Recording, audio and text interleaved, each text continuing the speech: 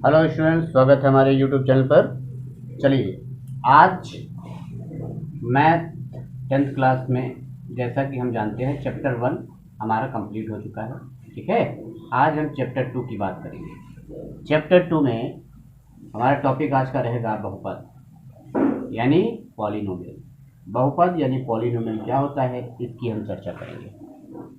बहु माने बहुत सारे, पद माने पद, मतलब ऐसा पॉलिनोमियल जिसमें बहुत सारे पद हैं। ठीक है, उसे हम लोग पॉलिनोमियल कहते हैं, बहुपद में। ठीक, जैसे किसी चर x में लिखे जाने वाला व्यंजक रूप ये होता है। ठीक है, ये होता है a0 plus a1x plus a2x square plus a3x cube, ऐसे बढ़ता रहेगा कहाँ तक, n तक, x की पावर n, जहाँ a की पावर an 0 के बराबर नहीं होगा। ठीक, यह n घातीय बहुपद कहलाता है। कौन सा, ये कैसे पता किया, क्योंकि घात क्या है, n है, तो यह n घातीय बहुपद कहलाता है। ठीक है, n हमेशा धन पूर्णांक होता है। धन पूर्णांक का मतलब ये हमेशा या तो +1 होगा, या तो +2, या तो +3, यानी सारे प्लस के ही नंबर होंगे, माइनस का नहीं होगा n, ये हमेशा ध्यान रखना है। ठीक, दूसरी चीज, इसमें a0, a1, a2, a3 dash dash dash dash an, ये क्या है, ये सभी वास्तविक संख्याएं कही जाती हैं। वास्तविक संख्याएं माइनस में हो सकता है, प्लस में हो सकता है और जीरो भी हो सकता है।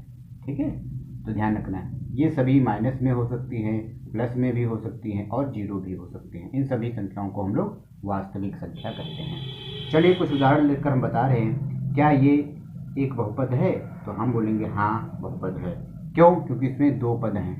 कई बहुत सारे भी n पद हो सकते हैं, तो इसमें इन्होंने दो ही पद दिया है, कोई बात नहीं, तो ये बहुपद है। दूसरी बात, ये कैसा बहुपद है, देखो x की घात कितना है, 1, इसमें x की घात 2, इसमें 3, इसमें 4। जिसमें x की घात 1 हो वो एक पदीय बहुपद कहलाता है। एक पदीय बहुपद कहलाता है। जिसमें x की पावर 1 हो वो एक घातीय बहुपद कहलाता है। सॉरी, एक घातीय बहुपद, क्योंकि एक घात है ना, तो एक घातीय बहुपद कहलाता है। एक घातीय बहुपद कहलाता है। जिसमें अधिकतम घात 2 हो, अधिकतम घात को हम चेक करेंगे, जिसमें अधिकतम घात x की 2 हो वो द्विघातीय बहुपद कहलाता है। वो द्विघातीय बहुपद कहलाता है। जिसमें x की अधिकतम घात 3 हो वो त्रिघातीय बहुपद कहलाता है। और जिसमें अधिकतम घात 4 हो वो चतुर्थ घातीय बहुपद कहलाता है। ठीक है बच्चों, आज हमने फर्स्ट पॉइंट में पढ़ा कि बहुपद क्या होता है। ठीक है, और बहुपद में जो a0, a1, a2 है ये क्या है, और ये कैसा बहुपद है, ये n तक लिखा है तो n घात का बहुपद होगा।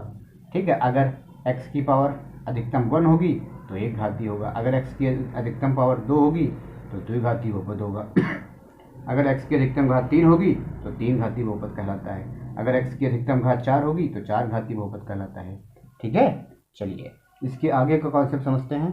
चलिए समझते हैं बहुपद के शून्य। देखो, अभी बच्चों हम बहुपद चैप्टर का थ्योरी कंप्लीट कर रहे हैं।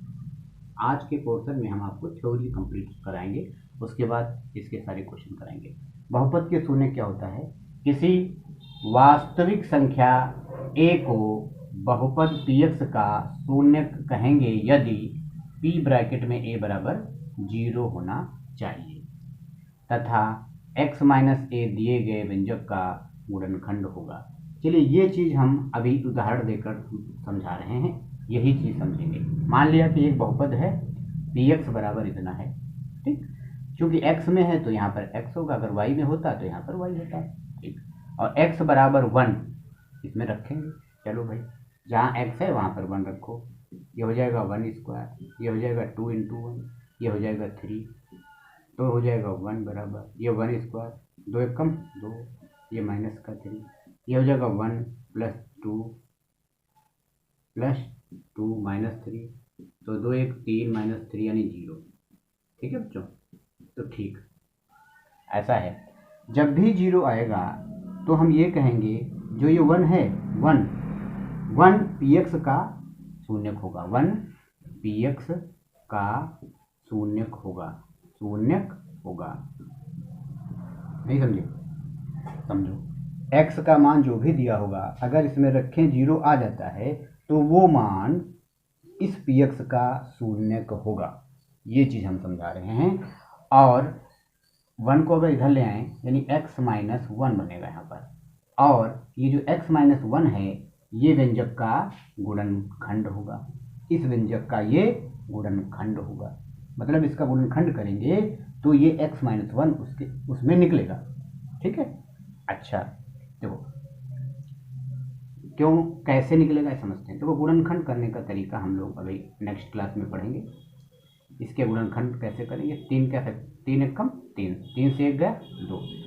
ये चीज़ हम अगले नेक्स्ट क्लास में पढ़ेंगे बच्चों। ऐसे समझ लेते हैं पहले इसका गुणनखंड। इसमें x निकालो, कॉमन होगा, यहाँ पे 3 बचेगा, यहाँ पर 1 कॉमन होगा, यहाँ पर कितना कॉमन होगा 3, सॉरी यहाँ पे 1 कॉमन होगा तो x प्लस 3 बचेगा। ठीक है, यहाँ पर x प्लस 3 कॉमन ले लीजिए, ये x माइनस 1। देखो बच्चों x माइनस 1 इसका गुणनफल है कि नहीं, तो वही चीज़ हम बता रहे थे, x माइनस 1 इसका गुणनफल होगा। ठीक है, ये चीज़ समझ में आई आप लोगों को? ठीक है, और ये चीज़ जो हम अभी बताए हैं ये आने वाले नेक्स्ट चैप्टरों में आपको क्लियर हो जाएगी ये कैसे सॉल्व होता है। चलिए नेक्स्ट टॉपिक पे चलते हैं। हेलो बच्चों, चलिए नेक्स्ट टॉपिक की बात करें तो माना एक बहुपद होगा px बराबर x square a x square plus b x plus c. माना ये एक बहुपद है और वास्तव में ये मानक रूप होता है बहुपद का। ठीक है, इसी टाइप में लिखा जाता है। इसके दो शून्यक अल्फा और बीटा होंगे, क्योंकि बेटा ये जो द्विघात ये समीकरण दिया है, ये बहुपद जो दिया है इसमें अधिकतम घात क्या है 2। जितनी अधिकतम घात होंगी उतने ही शून्यक होंगे, तो इसके दो शून्यक होंगे।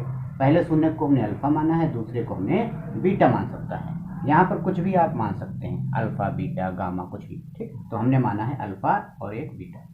तो शून्यकों का अगर योग निकालना होगा, शून्यकों का योग यानी इन दोनों का योग यानी प्लस, तो क्या होगा? देखो बेटो बच्चों, ये फार्मूला होता है माइनस बी अपॉन ए। ये फार्मूला होता है माइनस बी अपॉन ए। तो बी कहाँ पे है बच्चों? ये है बी, यानी एक्स का जो गुणांक होगा वो ऊपर लिखा जाएगा और एक्स स्क्वायर का गुणांक जो होगा वो नीचे लिखा जाएगा। यही शून्यकों का योग होता है। बात करें शून्यकों का गुणनफल, ये होता है सी अपॉन ए। सी मतलब जो अचर पद होगा वो ऊपर लिखेंगे बटे एक्स स्क्वायर का जो गुणांक है वो नीचे लिखेंगे। ये दो फार्मूले होते हैं। ठीक है, शून्यकों का योग निकालने का ये फार्मूला और शून्यकों का गुणनफल निकालने का ये फार्मूला है। ये आपको समीकरण दे रखेगा और आपको योग और गुणनफल पूछ सकता है। ठीक है, बात करते हैं एक इससे इन दोनों से मिलकर एक सूत्र बनता है x square minus alpha plus beta x plus alpha beta बराबर 0। ये एक द्विघात समीकरण होता है। देखो इसमें होता ये है कि यहाँ पर एक शून्यक दे देगा, जैसे मान लिया 2, एक दूसरा शून्यक दे देगा जैसे मान लिया 3, तो कहेगा कि हमें बहुपद बताओ इसका क्या होगा या समीकरण बनाओ। तो अल्फा की जगह यहाँ पे 2 रखेंगे, बीटा की जगह यहाँ पे 3 रखेंगे, इसको हल कर देंगे तो इस टाइप का एक समीकरण निकलेगा। जैसे देखो ये बनेगा एक्स स्क्वायर, यहाँ पे रखो 2, यहाँ पे बीटा का मान 3, ये एक्स प्लस यहाँ अल्फा का मान 2, बीटा का मान 3 बराबर 0। तो हल करो बच्चों इसको, एक्स स्क्वायर माइनस 3 2 5, 5x और प्लस 3 दूनी 6 बराबर 0। देखो बन गया समीकरण। यही तो बहुपद होता है भाई। ठीक है, अल्फा का मान दिया होगा, बीटा का मान दिया होगा, तब आप इस समीकरण को बना सकते हैं। ठीक है, ये उसका फार्मूला है। जब अल्फा का मान दिया हो, बीटा का मान दिया हो और आपको एक समीकरण चाहिए तो ये फार्मूला है। फार्मूला ये है और ये समीकरण हमको मिल जाता है। चलिए ठीक है, चलिए नेक्स्ट कॉन्सेप्ट पे चलते हैं। चलिए बच्चों, अब हम इस कॉन्सेप्ट की बात करते हैं। देखो अब यदि बहुपद हमारा 3 घात का हो, ठीक, 2 घात का हमने अभी बताया था फार्मूले कौन कौन से लगेंगे। अगर बहुपद 3 घात का हो तब देखते हैं भाई। तो 3 घात हैं तो 3 शून्यक होंगे। ये चीज़ हमने बताई थी कि अधिकतम घात जितनी होगी उतने शून्यक होंगे। तो 3 अधिकतम घात है तो 3 शून्यक होंगे। मान लिया पहला अल्फा होगा, दूसरा बीटा होगा और तीसरा गामा होगा। अगर इनका हमें योग निकालना है बहुपद शून्यक का, तो बेटा फार्मूला वही है माइनस का बी अपॉन ए। ठीक, इसमें बी कहाँ है ये देखो, और ए कहाँ पे ये देखो। ठीक है, अच्छा अल्फ़ा बीटा गामा अल्फ़ा ये सी अपॉन ए होता है फार्मूला, ये अल्फ़ा बीटा गामा ये माइनस का डी अपॉन ए होता है। ये बच्चों हमको फार्मूला ध्यान रखना पड़ेगा। ठीक है, ए बी सी डी सारी इस समीकरण से निकाली जा सकती हैं। जैसे कि अगर हम एग्जाम्पल की बात करें, हमें 3x³ plus 2x² plus x और प्लस 4 ऐसा कुछ दिया है, आपसे पूछेगा alpha plus beta plus gamma बताओ। तो एक चीज़ बताओ बच्चों, ये ए है, ये बी है, ये सी है, ये डी है। ठीक है, अब हमें alpha plus beta plus gamma निकालना है। तो बच्चों क्या होगा, माइनस बी का मान कितना है 2, तो 2 बटा ए कितना है बेटा, ए कितना है 3, तो बटे 3। ये हमारा आंसर होगा। Alpha plus beta plus gamma यानी योग क्या निकलेगा, -2/3। अगर हम इस एग्जाम्पल को लेते हैं तब अगर ये निकालना है alpha beta beta gamma gamma alpha, तो सी अपॉन ए। सी बच्चों कितना होता है, सी इसमें 2 दिया है, और अपॉन ए कितना है 3, ये निकला है हमारा आंसर। अगर आपसे अल्फ़ा बीटा गामा पूछता है तो माइनस डी अपॉन ए, डी कितना है बच्चों 4, और ए कितना है 3। ठीक है, ऐसे ये सारी चीज़ें हम थ्योरी के माध्यम से पहले आपको समझा रहे हैं। ठीक है, उसके बाद हम जब क्वेश्चन को पढ़ेंगे तो बहुत आसान क्वेश्चन हमें लगेंगे, फटाफट क्वेश्चन को करते हुए आगे बढ़ेंगे। ठीक है, चलिए नेक्स्ट पे चलते हैं। चलिए बच्चों, अब तक हम लोगों ने थ्योरी को समझा है अच्छे से। ठीक है, अब हम क्वेश्चन को सॉल्व करेंगे। आज का पहला क्वेश्चन हमारा चैप्टर नंबर 2 से क्या है कि चित्र में प्रदर्शित बहुपद के ग्राफ के आधार पर बहुपद के शून्यांक होंगे। ठीक है बेटा, कह रहा है चित्र में प्रदर्शित बहुपद के ग्राफ के, ये जो ग्राफ दिया है इसके आधार पर बहुपद के कितने शून्यांक होंगे, ये हमें निकालना है। तो सबसे पहले हम ग्राफ को देखेंगे। ग्राफ को हमने देखा, कहा ठीक है अच्छा ग्राफ है, और फिर ये देखेंगे वो कर्व कहाँ जा रहा है। पहले ये बेटा प्लस एक्स एक्सिस होता है, प्लस एक्स अक्ष होता है, और ये माइनस का एक्स अक्ष होता है। ठीक है, तो बताइए एक्स अक्ष पर ही तो वक्र है ये।